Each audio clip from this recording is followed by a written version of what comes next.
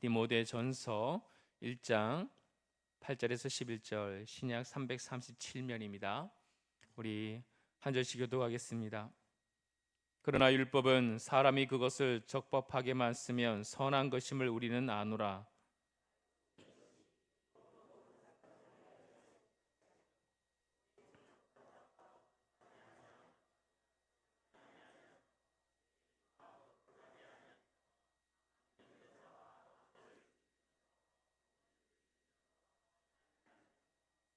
음행하는 자와 남색하는 자와 인신매매하는 자와 거짓말하는 자와 거짓 맹세하는 자와 기타 바른 교훈을 거스르는 자를 위함이니 이 교훈은 내게 맡기신 바 복되신 하나님의 영광의 복음을 따름이라.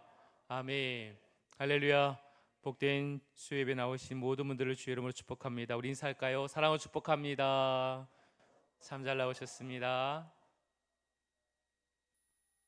네, 오늘 비가 잘 오죠. 네, 가뭄의 때 정말 비가 이렇게 잘 하나님께 주시는 것 같습니다. 그런 것처럼 오늘 이 밤에도 우리에게 은혜의 단비가 있기를 축복합니다. 바울은 에베소 교회의 다양한 미신들 또 족보에 집착하는 것들, 거기에 또 불필요한 논쟁을 일으키는 사람들, 또 율법을 잘못 해석해서 무지한 그런 교사들에게 율법이 어떤 것인가, 율법의 기능이 무엇인가, 율법에 적합한 그런 기능과 사용이 무엇인가 라는 것에 대해서 이제 가르치기 시작합니다. 8절 말씀 보면 그러나 율법은 사람이 그것을 적법하게만 쓰면 뭐한 것이 됨이 선한 것임이 우리를 아노라 그랬어요. 여러분, 바울은 율법을 선한 것이다 라고 그렇게 가르쳐 주고 있습니다. 율법이 선하다. 여러분, 이 선한 것에 대한 바울의 생각은 바로 이 디모데 전서뿐만 아니라 로마서에서도 동일하게 가르치고 있습니다. 로마서 7장 12절 말씀 한번 같이 읽어볼까요? 시작.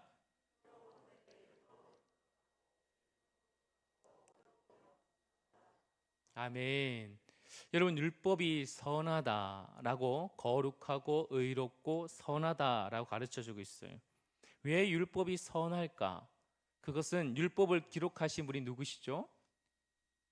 하나님이시죠. 그렇죠. 하나님이십니다. 하나님이 그럼 어떤 분이십니까? 선한 분이시죠. 그러니 저자가 선한 분이니 그 말씀 또한 선한 것이고 그 선함이 내용에 담겨 있다라는 것입니다.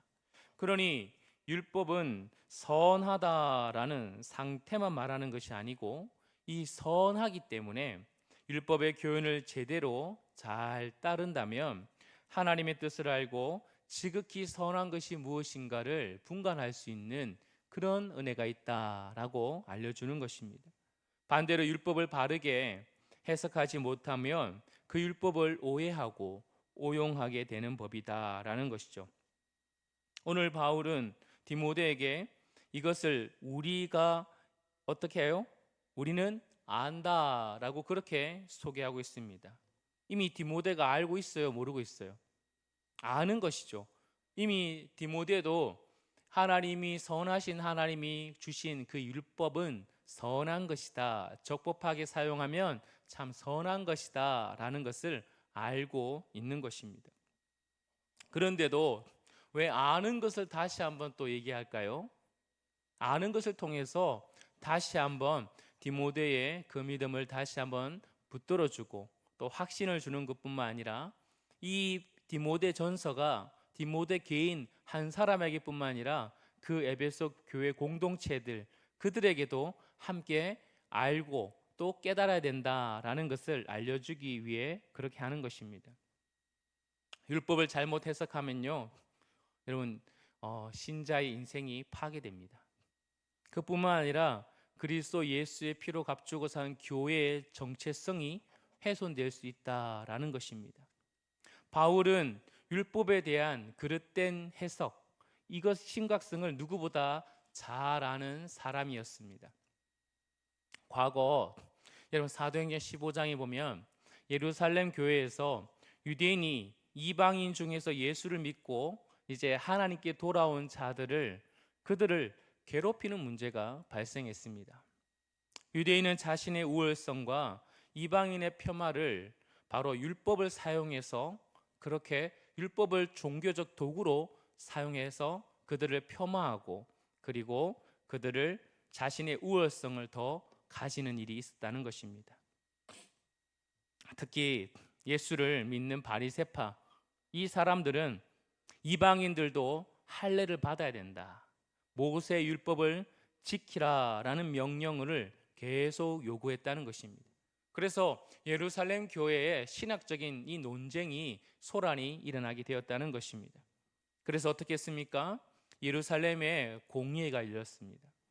그때 이제 베드로가 이방인과 유대인 모두에게 향한 하나님의 차별 없는 사랑을 강조하죠. 베드로가 여러분 이방인 처음 만났던 사람이 누굽니까? 고넬료죠. 고넬료를 만났지 않습니까? 그러니 자신 안에 있는 편견, 자신도 율법을 통해서 이방인을 정죄하고 율법을 바르게 사용해야 되는데 다른 이방인들을 정죄하는 일에 사용함으로 말미암아 오용했던 거죠. 근데 베드로가 그 하나님의 그 온전한 차별 없는 사랑을 고넬료를 통해서 깨닫고 이제 공의에서 그 일을 말하는 것입니다. 바울 또한 마찬가지입니다. 그 사랑의 사례로서 이방인 가운데 행하신 하나님의 놀라운 표적과 기사를 자신이 몸소 온 나라를 다니면서 복음을 전했을 때 이방인들이 죽게 돌아오는 것들, 그것을 보면서 또 이 공의에서 보고를 하죠. 또 여러분, 이 예루살렘의 지도자가 누구였습니까? 이때 야고보였죠. 예수님의 형제 야고보였습니다. 이 야고보도 유대인과 이방인 모두가 주를 찾게 될 것이라는 그 예언의 말씀을 일용하면서 이 공의회가 바로 이제 유대인들 너희들이 율법을 가지고 어떻게 해요? 그 멍에를 이방인의 목에 지어주는 것은 불합리하다라는 것을 이제 모두가 이제 그 의견에 다 받아들이게 되죠. 그런데 그 공의의 결론은 무엇입니까? 그럼에도 불구하고 그렇다고 이방인들이 자기 마음대로 살아야 된다, 예수 믿으니까 이제 마음대로 살아야 되는 것이 아니라 그들에게 몇 가지 요구사항을 합니다. 우상의 제물 먹지 마라, 피 목매어 죽인 것 그거 먹지 마라, 그리고 음행하지 마라 라고 경고를 했다는 것입니다. 바울은 이것을 너무너무 잘 알고 있어요. 그러니 율법의 참된 의미를 오용하게 되면 오히려 율법을 가지고 자신의 우월성과 그리고 누군가를 정죄하는 일이 일어난다라는 것이죠. 교회 안에 이런 일이 일어나면 굉장한 심각한 문제가 일어날 수 있다라는 것입니다. 율법이 나쁜 게 아니에요. 율법은 선한 것이다 말씀드렸어요. 근데 율법의 참된 의미를 바르게 사용하지 못하기 때문에 그것에 대해서 잘못된 방향이 흘러간다라는 것이죠. 여러분, 대체로 율법의 사용, 이 율법을 올바르게 사용하는 것에 있어서 여러분 세 가지로 구별할 수 있습니다. 첫 번째는 율법은 시민적 사용을 한다라는 것입니다. 이게 무엇이냐? 율법은 인간의 불의함에 대해서 경고하고 가르치고 판결하고 정죄하는 일을 한다라는 것이에요. 율법은 한마디로 하늘의 벌이 얼마나 심각한가, 심판이 얼마나 심각한가라는 것을 알려주는 거죠. 여러분, 벌 받는다 하잖아요. 벌 받는다. 그러면 인간이 죄악을 마음껏 지을 수 없어요. 그것에 대해서 율법을 가르쳐 주는 거예요. 율법이 죄가 뭔지를 바르게 가르쳐 주는 것이죠. 그리고 또 두 번째는 교육적인 혹은 복음적인 사용이다라는 것입니다. 여러분, 이것은 또한 마찬가지입니다. 율법은 인간의 죄인임을 깨닫게 해준다라는 것이에요. 죄인임을 깨닫게 됨으로 말미암아 얼마나 우리가 이 소망 없는 자인지 죄인인지를 바르게 알려주는 거죠. 거기서 끝나는 것이 아니에요. 율법은 그래서 어디로 우리가 죄다, 죄가 뭐다, 죄를 통해서 하나님의 심판이 받는다라는 것을 가르칠 뿐만 아니라 너희가 죄인이다, 거기서 끝나는 것이 아니라 이 죄를 해결할 길이 어디에 있는가? 바로 유일한 구원자 예수 그리스도가 계시다라는 것까지 인도하는 역할을 한다라는 것입니다. 그래서 바울은 뭐예요? 이 율법을 두고 몽학 선생이다, 초등 교사다, 이렇게 별명을 붙였습니다. 세 번째로 규범적인 내용 사용입니다. 이것은 율법의 궁극적인 기능이다라고 볼 수 있어요. 사실 율법을 여러분 언제 받았죠? 이스라엘 백성들이 율법을 언제 받았습니까? 어디서 받았습니까? 그렇죠. 시내산에 받았잖아요. 시내산에 받았을 때 이스라엘 백성들이 이미 구원 받았습니까? 안 받았습니까? 받았죠. 받았습니까? 구원. 어디서요? 출애굽을 통해서 여러분 구원 받았습니다. 홍해를 지나가는 것을 뭐라 불렀어요? 신약에서는 세례라 봤잖아요. 그리고 그들이 구원 받았습니다. 그리고 구원받은 백성에게 뭘 줬다고요? 하나님의 말씀, 율법을 주신 거예요. 그러므로 율법은 뭐다?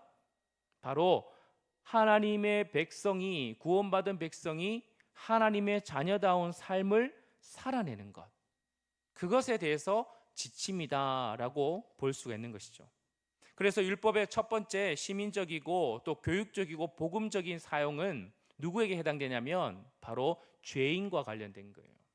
죄인, 아직 구원받지 못한 자들에게 향한 관련된 율법의 사용이죠. 세 번째는 어디에다가요? 의인에게.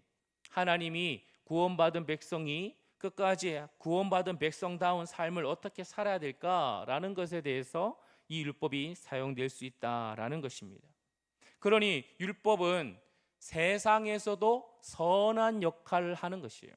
그리고 교회에서도, 믿는 자들 안에서도 이 율법은 선한 일을 하고 유익하다라고 말해주고 있는 것입니다. 사랑하는 성도 여러분, 그렇다면 율법의 세 가지 용도 중 바울이 오늘 본문에서 의도적으로 적합한 사용의 의미는 무엇인가요? 바로 이 적법성을 반드시 사람이 알아야 되는데, 오늘 9절부터 10절까지의 이야기를 바로 바울이 하고 있습니다. 9절부터 10절까지 한번 보십시오. 알 것은 이것이니 율법은 옳은 사람을 위하여 세운 것이 아니요.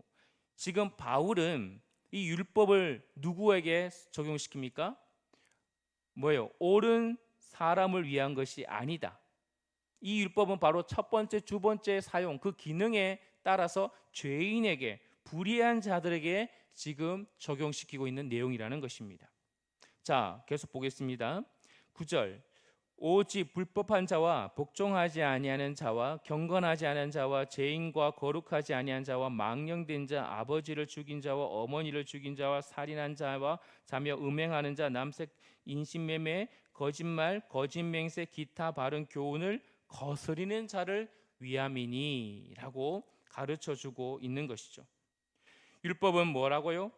율법은 바로 오늘 이 바울이 이야기한 것은 첫 번째와 두 번째 기능, 시민적이고 교육적이고 그리고 복음적인 그 기능에 대해서 죄인들, 불의한 자들에게 적용시킨다라는 것입니다. 그래서 뭐하라고? 이런 자들이 뭐하라고? 율법을 통해서 죄를 깨달으라고, 죄인임을 깨달으라고, 그리고 이 깨닫는 것에 그치는 것이 아니라 예수를 믿게 하는 거죠. 율법이 인도하는 곳, 율법이 가르치는 곳, 율법이 지시하는 곳, 바로 예수 그리스도, 그분을 믿고 바로 의롭게 되어지는 그런 일이 바로 율법의 기능이다라고 알려주고 있는 것입니다. 그런데 거짓 교사들은 지금 율법을 통해서 무엇을 하냐면 자신의 죄를 억제하거나 깨달으려고 하지 않아요. 뭘 하냐면 그 율법을 자신의 의, 자신의 의지, 그것으로 능력으로 성취하여 마치 자신의 의를 추구하려고 하는, 그래서 내가 열심히 율법을 지켜서 율법에 내 스스로의 자기의 의가 나타나서 이 의가 구원을 이룰 것이다 라고 그렇게 가르치고 믿는 자들이다라는 것이에요. 여러분, 율법을 지켜서 구원받을 사람이 있어요, 없어요? 율법을 지켜서 구원받을 수 있는 사람이 있습니까, 없습니까? 로마서 3장 말씀에 여러분 모두가 뭐라 그랬어요? 죄인이라 그랬어요. 의인은 있어요, 없어요? 없습니다. 율법을 완전히 지켜서, 하나님의 명령을 완전히 지켜서 여러분 그 참된 의를 이룰 수 있는 분은 단 한 분이죠. 누구십니까? 예수 그리스도시죠. 죄인인 인간은 아무도 율법을 철저히 지켜서 그것을 통해서 자기의 의로 구원을 이룰 수 있는 그 길은 아무도 없다는 것입니다. 그런데도 뭐라고요? 그런데도 거짓 교사들은 가르치는 거예요. 열심히 율법을 지키면 뭐라고요? 그 결국은 내가 구원을 이룰 수 있다라고 그렇게 말하는 것입니다. 에베소 교회에 이런 일들이 많이 일어났다는 거예요. 여러분, 에베소 교회가 어떻게 태동되었죠? 철저적으로 하나님의 은혜로. 에베소 1장에서 쫙 보면요, 성부와 성자와 성령을 얘기하고 있어요. 성부께서 창세전에 너희를 택하셨고, 성자께서 너희를 위해서 죽으셨고, 그리고 성령께서 너희들을 인치셨다. 성부와 성자와 성령, 그러므로 너희들이 뭐 해야 되느냐? 바로 하나님을 찬양해야 되는 그 사명이 너희에게 있다라고 가르쳐주고 있어요. 그러니 그 구원은 우리에게서 온 것이 아니라 성부와 성자와 성령의 놀라운 은혜로 말미암아 된 것이고, 우리가 구원받을 수 있는 것은 아무런 조건과 자격이 없다. 우리가 해야 될 것은 무엇이냐? 찬송하는 것이다 라고 가르쳐주고 있는 것이죠.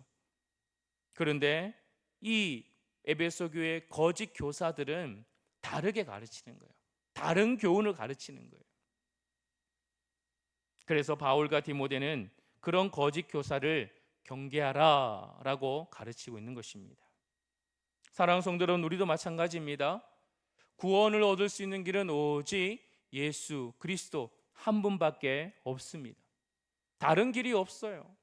아무리 내가 열심히 하고 내가 뭔가 열심히 의를 이루고 한다 할지라도 그것이 구원을 이룰 수 있는 조건은 아무도 가질 수 없다는 것입니다. 잘못된 가르침에 여러분 넘어가시면 안 돼요.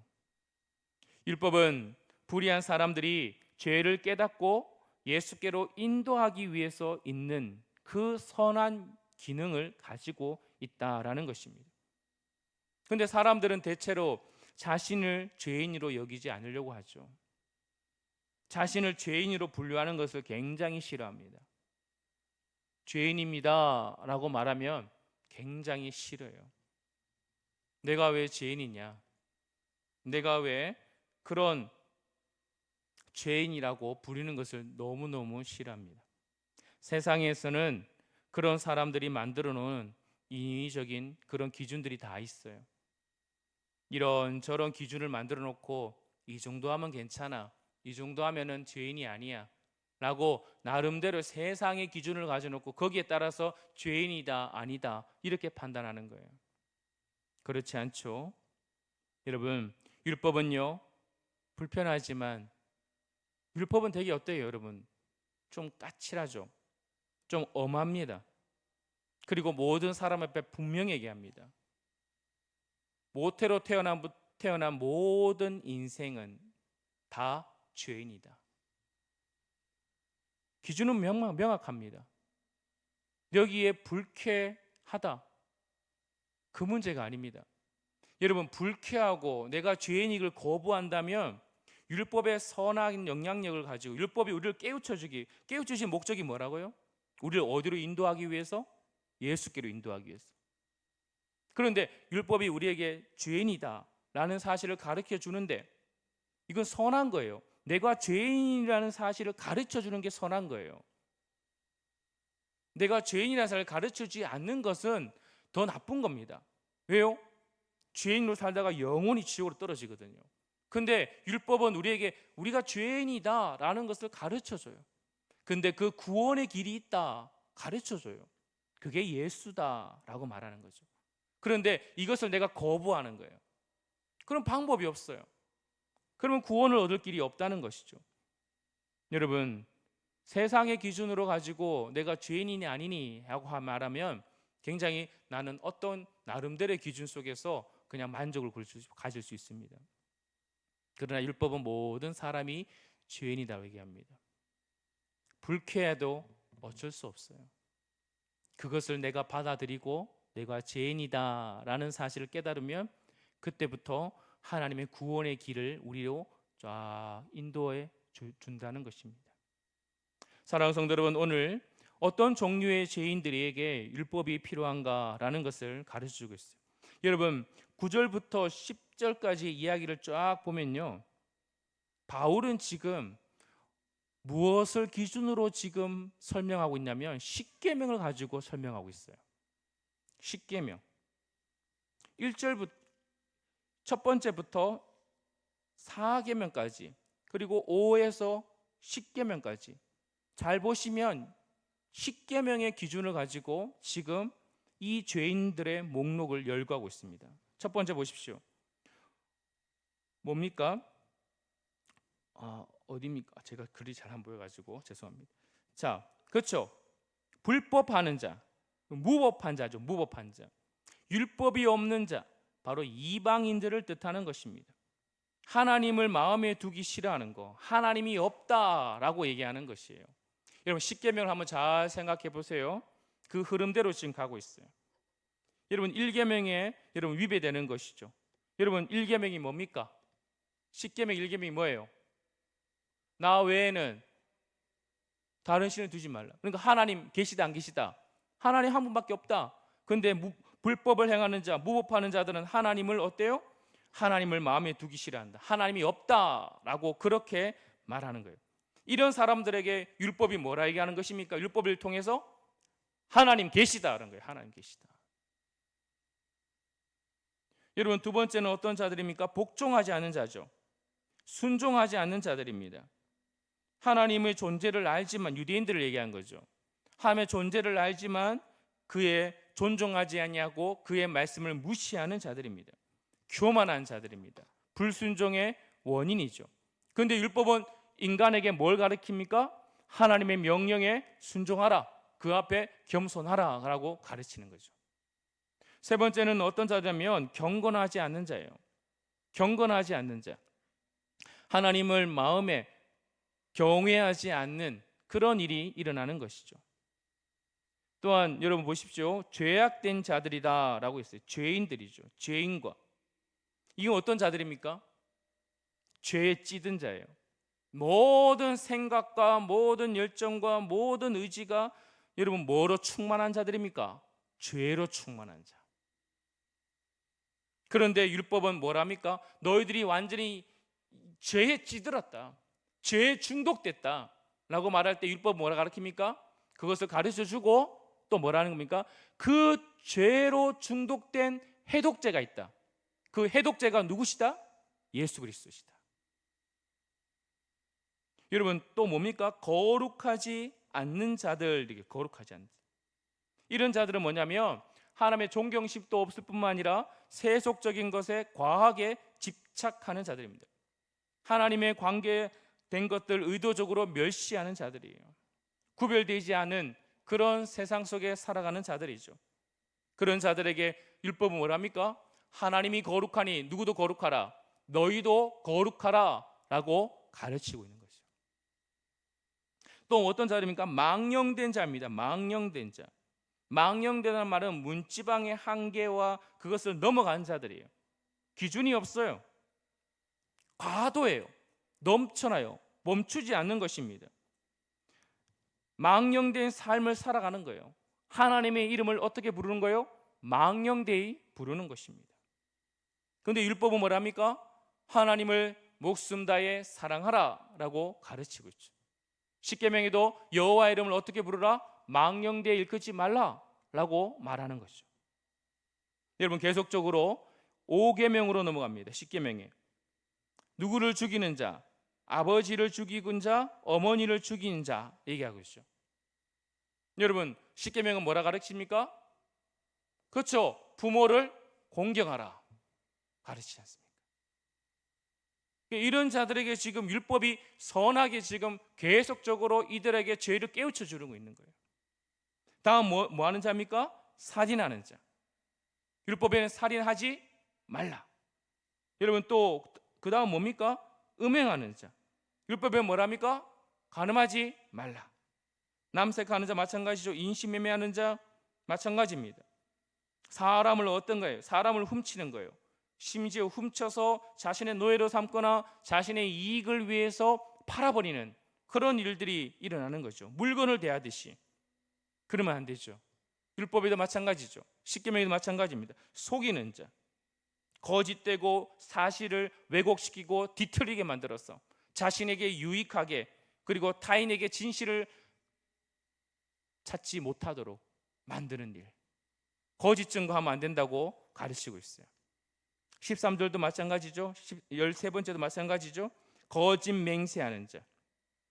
여러분, 이처럼 이것을 통해서 이런 자들이 어떻게 자신이 죄인이라는 사실을 깨닫고 이것이 죄라는 사실을 깨달을 수 있겠는가? 그것은 바로 율법의 선한 영향이기 때문에 가능한 것이다 라고 가르치는 것입니다. 사랑하는 성도 여러분, 그러므로 율법을 버리는 것이 아니에요. 우리는 어떨 때는 보면 믿음만 있으면 되지, 여러분, 이렇게 받아들이면 안 되는 거예요. 믿음이 있는 자는 율법이 선함을 알고 율법에 대해서 더 우리가 배우고 그것을 우리 삶 가운데 구원받은 자, 세 번째 기능, 구원받은 자가 어떻게 살아가야 될까라는 것에 대해서 더 규범적으로 우리의 삶 가운데 적용을 시켜야 되는 것입니다. 이게 헷갈리니까, 이게 헷갈리는 거예요. 그러니 한국교회가 지금까지 오면서, 우리 성도들이 오면서 이게 헷갈리니까 구원받으면 됐지, 믿음만 있으면 되지 하면서 뭐합니까? 세상 속에서는 하나님의 말씀이 없는 것처럼 살아가는 거예요. 그러니 세상 사람이 말합니까? 나는 예수는 좋은데 교회는 싫다. 나는 예수는 좋은데 교회 다니는 사람은 싫다라고 이야기하는 거예요.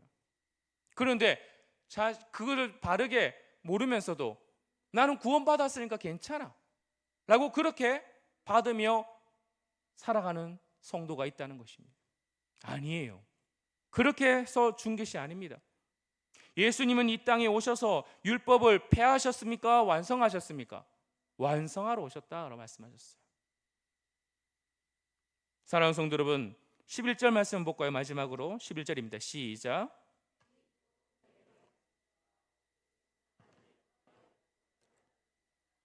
아멘. 바울은요, 지금 율법을 어디에 따른 해석을 하고 있냐면 복음에 따른 해석을 하고 있어요.